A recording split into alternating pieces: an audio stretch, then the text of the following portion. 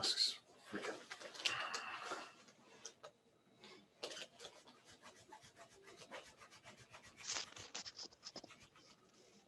Good afternoon, everybody. Raise your hand and I'll mute you. Following Billy, we'll have Dean Evison and Matt Dumba, Marcus Foligno, and Matsu Guerrero. Go ahead, Mike. Bill, what were some of the different protocols today that you guys haven't had where there were rapid testing and things like that? Yeah, that was the big one. Did some rapid testing and then had to wait around for the results of that. We've moved the locker room around and distanced the players. Utilize some space around the dressing room for kind of like satellite dressing rooms, and it's pretty much moving players around. You saw in the arena the glass behind the coaches will be out. Probably seeing that in other arenas and while you're watching the games, but those are the big ones. We're just just trying to stay socially distanced and wearing our masks all the time, and trying to get through this. A guy like Foligno, I know that he had to take the extra screening. Does he have to do anything on the ice? Like I see Sean Scan's got the iPad out. Does he have a heart monitor on or anything like that? Yeah, everybody's got one on. You're keeping track of everybody. It's just something that we do. In terms of the schedule coming up, has the league given you any indication on how they're going to, like, first of all, do you expect to play Tuesday in LA, and has the league given you any indication on how they're going to reshuffle some stuff? Yeah, I'm expecting to play Tuesday in LA. As for the reshuffling, we'll just, we'll take what they give us, and we know it's extremely difficult. And I just think right now it's one of those things that, we just really have to take it in stride. It probably won't be perfect, but, it won't be that bad either. So the good thing is that we've turned the corner, and things are looking good for us moving forward, and players are getting healthy, and that's the important thing right now. Just lastly, Zuccarello, how long do you think he'll need to practice before he'll be able to play? I don't think too long. I mean, he's kept himself in very good condition. I think he's chomping at the bit. So, if he gets cleared, he'll be ready to go. Thank you. Go ahead, Sarah.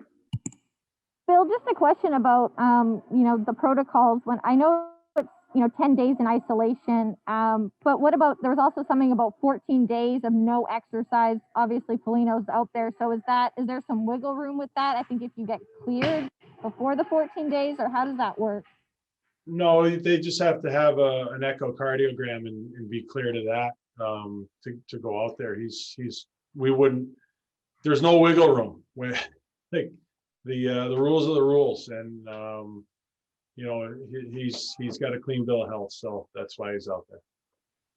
Obviously 16 guys out there today. There's obviously a handful more days before Tuesday, but how do you get to 20 by Tuesday, I guess? What are you banking on before slow.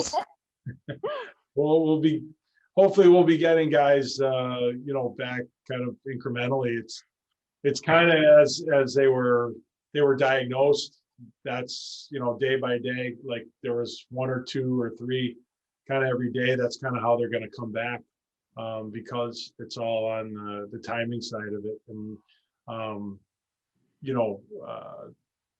that's if they're symptom free too. And just, I guess, are you expecting that everyone will react differently in terms of maybe how they come out of it and how much practice time, or if they're off, you're just expecting they'll play Tuesday? Yeah, I think it'll be different for everybody. From what I hear, just people have different reactions to it, different recovery times. And, I think the most important thing is that we listen to them and not group everybody together. Everybody is their own person. So we have to listen to them and do what's right for them. How do you think that this stoppage will affect, I guess, the entirety of the season, not just the integrity, but the competitiveness? How do you think the team will recover, and is it on the same playing field as everybody else, do you think, moving forward out of this? Yeah, I don't think it'll affect the competitiveness or the integrity. I mean, this is just something that we've had to deal with. We've been communicating with the league every day, and the possibility of getting our games back and when and where, and it's just a different thing that we have to deal with. But you know what, when we get back on the ice, I expect us to be not only competitive, but play to win. And, hopefully we can just put this behind us soon. Last one for me. I know Spurgeon and Johansson were dealing with injuries aside from being in the protocols. Do you expect, once they're cleared from the protocols, to be able to get back in action, or their injuries might hold them out longer? That's kind of what we're waiting on too, to see how long their injuries will keep them out. I think the COVID end of it is what it is, and we'll find that out soon enough. But the injury part with those two players is what could keep them out longer. Thanks, Bill. You're welcome. Go ahead, Dean.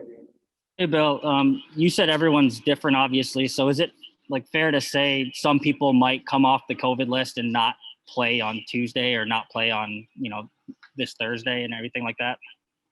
Yeah, that's exactly what I mean. I mean, if somebody's symptomatic or just not feeling right, then we're not going to put them in harm's way.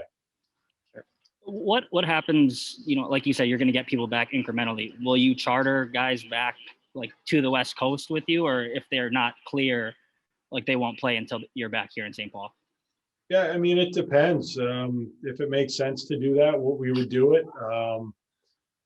To be honest with you, Dane, right now, I don't have my cheat sheet in front of me, so I'm forgetting who's coming back when. There's kind of a lot of moving parts, but getting guys in kind of incrementally is definitely one of the options. And then, do you think, I know last week you said you would rather wait rather than play a full Iowa lineup? You're going to get guys back, but do you think a bulk of the lineup will have to be minor league guys for Tuesday, or do you think you'll have enough guys back at that point to field by and large an NHL roster? No, I think we're going to have quite a few depth guys, but we're very comfortable with it. I mean, these are guys that that we've had either on our taxi squad or guys that we're on the verge of call-ups. So all guys that have created some good depth for us in the organization, and we're very comfortable doing what we have to do. Last one for me. Dumba's out on the ice. I know you said you were expecting him back and it wasn't as serious as you initially thought, but how relieving is it just to see him back out there? And it's great. It could have been worse. Yeah, it's awesome. I honestly, I can't believe how good he looks. He's flying around out there, and everybody knows the energy he brings and the excitement, but to just watch him skate, it's actually comforting to know that he's out there and could be a player for us. Thanks, Bill. Thanks. Thanks, Billy.